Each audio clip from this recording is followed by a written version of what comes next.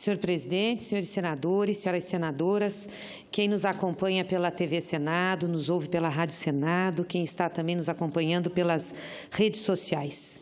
Começo aqui com a seguinte frase: temos um colapso das instituições democráticas.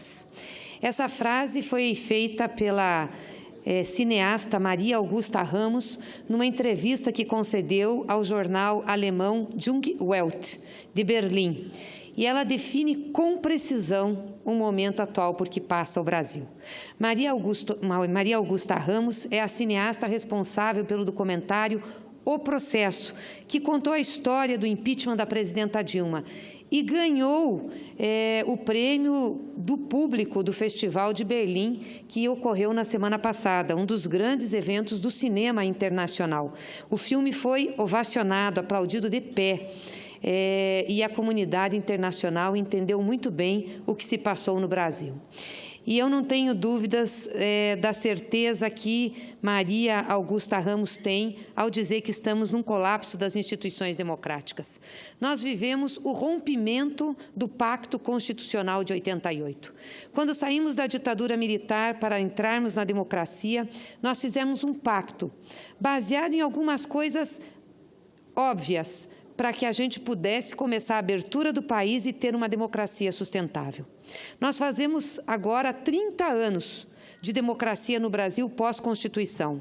É o período, senador Requião, mais longevo, período de maior continuidade da democracia brasileira. Em 500 anos, nós nunca tivemos um período maior que 30 anos de democracia no Brasil. Ou tivemos ditaduras, regimes de exceção, ou regimes em que quem decidia era apenas uma parte da população e o povo ficava à margem. O fato que foi com a Constituição de 88 que nós tivemos 30 anos de democracia no Brasil. Pois bem, e esse pacto está sendo rompido. E, no meu entender, ele está sendo rompido com a quebra do tripé que sustenta a Constituição de 88. Primeiro, o tripé de ordem democrática, da democracia formal, de baixa intensidade, é verdade, mas ainda assim a democracia. Que pacto foi esse? Que o voto no Brasil seria universal e que nós teríamos eleições democráticas e livres. Isso começou a ser rompido com o impeachment da Dilma, que teve mais de 54 milhões de votos e foi retirada do poder sem nenhum crime. Hoje nós temos isso visto de maneira clara. Está comprovado que ela não cometeu crime, mas precisavam tomar o espaço de poder. Arrancaram a Dilma. E é por isso que esse documentário, O Processo, foi aplaudido de pé, porque as pessoas, a comunidade internacional, entendeu muito bem o que está acontecendo no Brasil. E querem continuar exatamente a quebra deste pacto da democracia com o impedimento do presidente Lula ser candidato nas eleições. Estão querendo repetir aqui no Brasil um modelito que se usa muito nos países árabes e em alguns outros países do mundo, que são regimes autoritários e que realizam eleições. Aliás, por falar nisso, nós temos hoje no jornal Folha de São Paulo, trazida por um dos articulistas do jornal, Diogo Bercito, alguns tweets de um sociólogo egípcio chamado Amr Ali. O que ele diz? Ele diz exatamente isso, que os ditadores realizam eleições quando é óbvio que eles vão ganhar. E por que eles realizam eleições, mesmo sendo óbvio que eles vão ganhar? E aí ele se refere à eleição do Egito, mas não só a ela, até porque os egípcios vão às urnas agora no dia 26 de março, mas sem muita perspectiva de se surpreender. O presidente lá, Abdel Fattah al-Sisi, deve ser reeleito sem dificuldades. Ele só tem um candidato na oposição.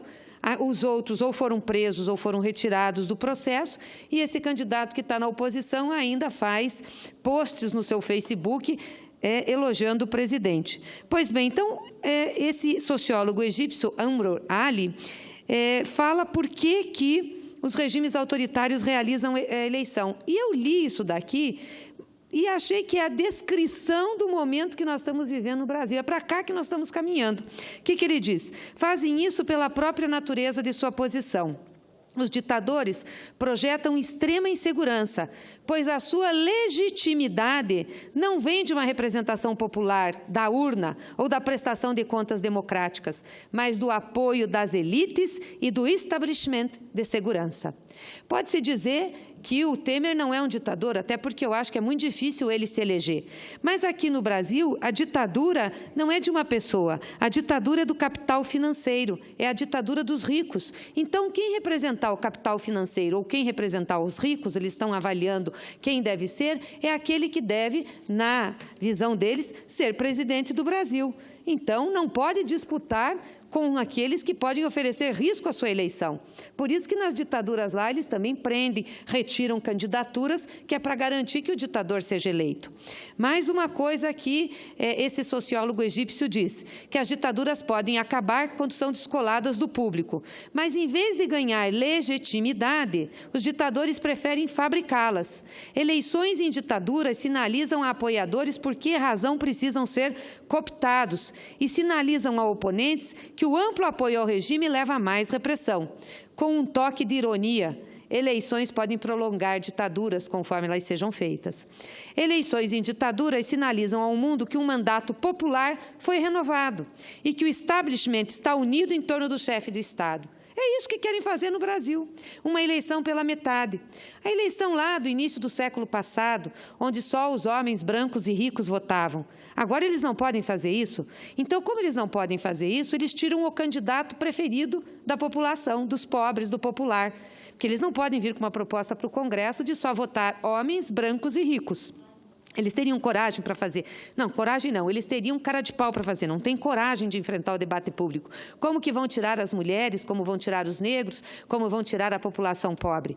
Então, o que eles fazem? Ao invés de eles tirarem o pessoal dessas pessoas o direito de voto, eles tiram o candidato preferido dessas pessoas.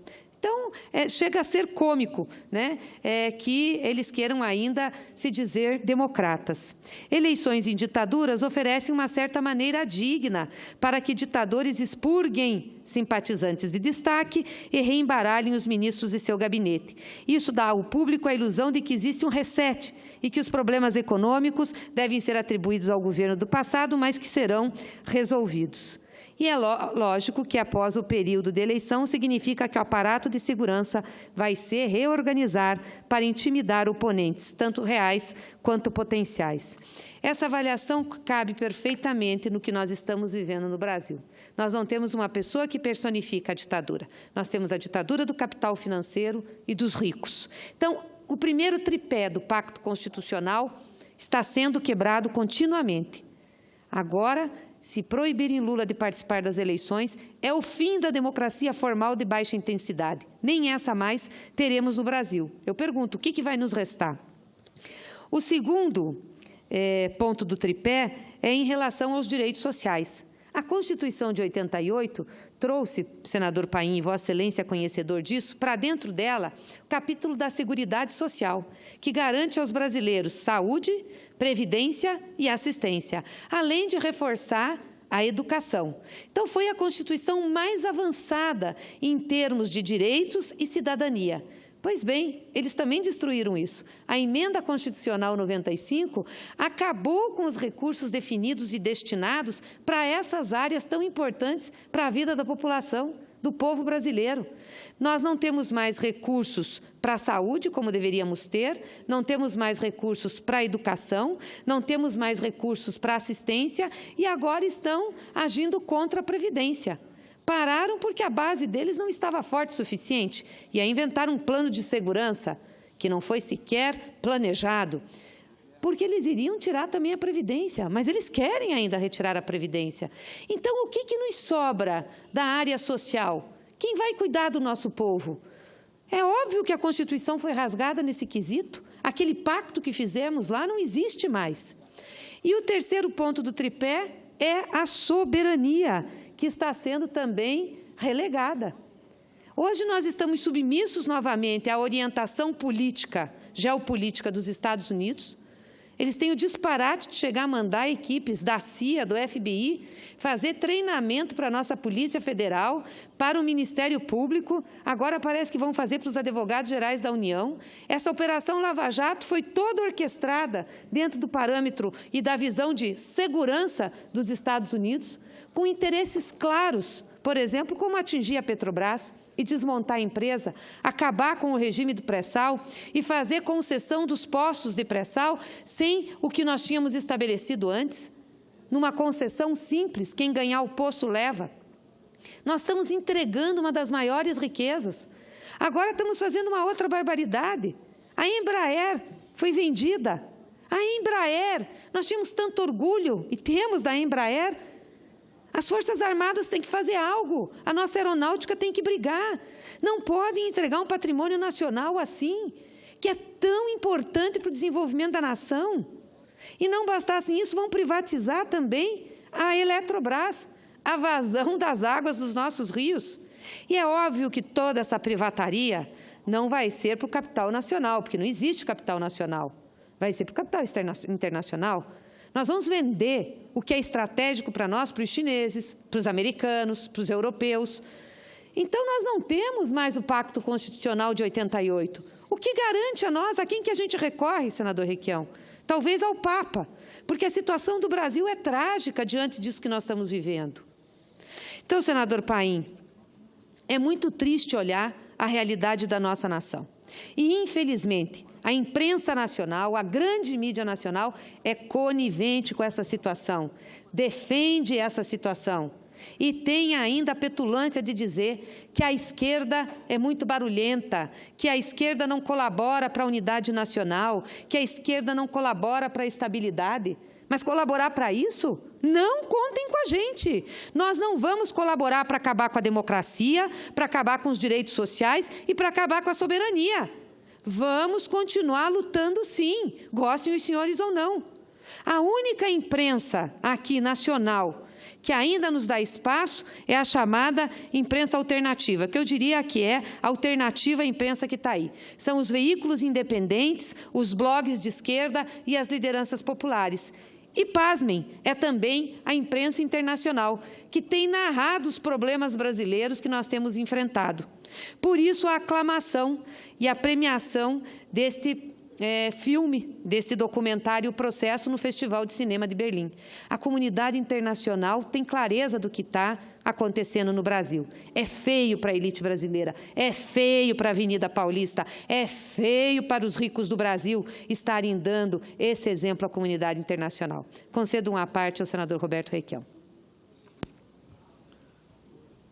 Senadora Gleisi, primeiro, acaba a CLT. Depois autorizam vendas sem limite de terras brasileiras para grupos estrangeiros. Pretendem vender a água. A Nestlé e a Coca-Cola já conversam, inclusive com o Temer, com o presidente Temer, sobre a compra do aquífero Guarani. A Embraer está vendida. O pré-sal foi entregue. Pretendem privatizar o ensino público, saúde pública, e vão avançando desta forma em tudo. Daí querem uma eleição com candidatos escolhidos pelo sistema, pelo domínio do capital financeiro. Uns podem participar, outros não poderão. A mídia absolutamente controlada. Mas mesmo assim, senadora Gleisi, eles estão numa entaladela muito mais séria que a entaladela dos brasileiros patriotas e nacionalistas, porque não há eleição que eles possam ganhar, não há candidato possível. E do maluco do Bolsonaro até eles têm medo. O Bolsonaro já se propôs, num vídeo que circula na internet, e trago aqui o conhecimento dele para os telespectadores da Rádio Senado, da TV Senado, ele se propôs a uma operação que devia sacrificar mais ou menos 30 mil pessoas, inclusive o Fernando Henrique Cardoso. Então, eles não estão gostando muito desse desequilíbrio do Bolsonaro. Eles não querem eleição, senadora. Não querem eleição. Eles estão tentando controlar isso de uma forma que não levará a nada, e colocam o nosso Exército a se divertir no Rio de Janeiro. Senadora, eu vou falar daqui a pouco sobre o projeto do País para Poucos. Quando a princesa Isabel era imperadora do Brasil, O Clube Militar do Rio de Janeiro manda uma carta para ela pedindo que ela não mais utilizasse o Exército Brasileiro como capitão do mato para perseguir negros, escravos, foragidos que estavam nos morros.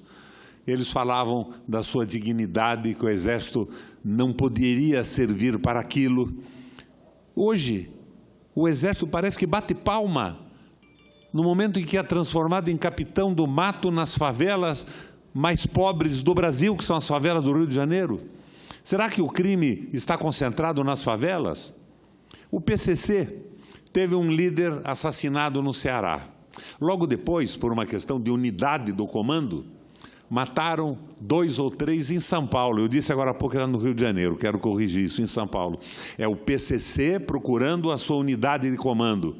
E o Exército Brasileiro, empolgado, dão entrevistas, falam na falta de prerrogativa para cumprir uma tarefa sórdida que não levará a nada. O Exército Brasileiro esteve, as Forças Armadas estiveram 9 meses na favela da Maré. Saíram de lá. E nada mudou depois da saída. O Exército não tem infiltração, não tem armamento próprio, e essa questão policial tem que ser acompanhada pelo domínio do Estado, por intervenções sociais. Quem tem que subir o morro é a segurança, sim, eu tenho certeza disso, não vou dizer que não. Mas tem que subir a saúde, a educação. Lembra, senadora, do que nós fizemos lá no Paraná com a Vila Zumbi? Sim. Era o lugar mais terrível do estado do Paraná. Era uma vila com uma criminalidade inacreditável. E eu fiz uma intervenção. Inclusive, o Exército participou da intervenção, mas como é que foi? Primeiro, um policiamento forte. Daí, o Estado entrou com educação de qualidade. Fizemos uma reforma brutal nos colégios existentes, nas escolas, e colocamos professores selecionados. Posteriormente a isso, um reforço incrível no atendimento à educação. Daí, construímos casas para toda a população, e a polícia firme. E o Exército Brasileiro entrou junto com o Estado do Paraná, levando o ensino profissionalizante para a população da Vila Zumbi. Rapidamente, 1 ano e pouco de trabalho, a Vila Zumbi se transformou no lugar mais tranquilo do Estado do Paraná. Os criminosos ou foram presos pela polícia, ou saíram, fugiram do local, porque não havia mais clima para sua permanência e para suas operações. Hoje, no entanto, a Vila Zumbi está abandonada e deve estar voltando a ser o que era na época em que o Estado estava presente integralmente. Que recurso têm esses militares interventores para uma operação social nos morros? Nenhum. Então, nós estamos vendo, é um divertimento. Deram uma possibilidade do Exército se divertir, do italiano divertere, desviar do que importa. Muito bem. Agradeço, senador Requião, seu à parte, muito esclarecedor. E essa intervenção, essa operação que foi feita na Vila Zumbi, no Paraná, devia servir de referência para como se faz intervenções em locais violentos para diminuir a violência. Não é só com ostensividade de armas, não, e de coturnos, precisa muito mais. E, infelizmente, no Brasil, o que a gente está vivendo é isso. Hoje o Brasil é refém, como Vossa Excelência falou, de uma elite perversa, misógina, racista e homofóbica, porque aí os valores também retrocederam. Uma elite que quer se preservar sem nenhuma crítica. Perdão, senadora. Sim. Não é uma palavra normalmente utilizada no plenário do Senado. Misógina, é quem tem ódio de mulher. Homofóbica, quem tem ódio, e extraordinariamente burra. Quem tem ódio de mulheres e quem tem ódio de orientação sexual diferente. Então, isso eu queria deixar claro aqui. Aliás, as censuras permeiam as atividades desse governo. As censuras de toda ordem, mas a produção artística e cultural também. Nós vivemos a semana passada, e ganhou repercussão nas redes sociais, a investida para a proibição, através do MEC, de uma disciplina que a UNB quer colocar ainda, tópicos especiais em ciência política, o golpe de 2016 e a democracia. Aliás, tanto a UNB como o professor Luiz Felipe Miguel, que foi o propositor da matéria, receberam ataques dos mais diversos, inclusive do ministro da Educação. Agora, eles têm que saber que essa matéria já tem até lista de espera para que os alunos possam participar. Então, é nesse país que nós estamos vivendo, é com essa gente que tem essa cabeça elitista, que pensa para poucos e que quer governar para poucos, em que o povo é um detalhe que tem que se conformar com as mazelas que vive. Nós vamos resistir. É por isso que as eleições de 2018, elas cumprem um papel importante, de recolocar o país nos eixos, desde que feita nos parâmetros da Constituição de 88, voto universal e eleições livres e democráticas. Ninguém pode ser tolhido de participar da eleição. Aliás, eu queria dizer uma coisa aqui para os senhores. O único que pode ser tolhido de participar dessa eleição vai ser o presidente Lula. Não sei se os senhores sabem, mas qualquer um que passou na investigação ou está na investigação de Lava Jato vai ter direito de se candidatar. Por que querem tirar só do Lula o direito de se candidatar? Até os que estão presos têm direito de se candidatar. E o Lula não vai ter? O maior líder popular da história desse país, o que mais tem intenção de votos nas urnas? Então, é assim que fazem as ditaduras. Como eles não podem tirar diretamente o direito de voto das mulheres, dos pobres, dos negros, eles querem retirar desses setores maiores da sociedade o candidato a que nós gostaríamos de votar. Por isso, a defesa persistente que nós fazemos do presidente Lula ser candidato. A defesa de Lula ser candidato é a defesa da democracia, da garantia do pacto constitucional. Quem não defende isso flerta com o autoritarismo, ainda que faça um discurso pretenso de esquerda, flerta com o autoritarismo. E o PT não tem apenas o direito de defender Lula. Nós temos o dever, senador Paim, de defender a candidatura do Lula e de sustentá-la, porque ela passa a ser a candidatura de parcela expressiva da população brasileira.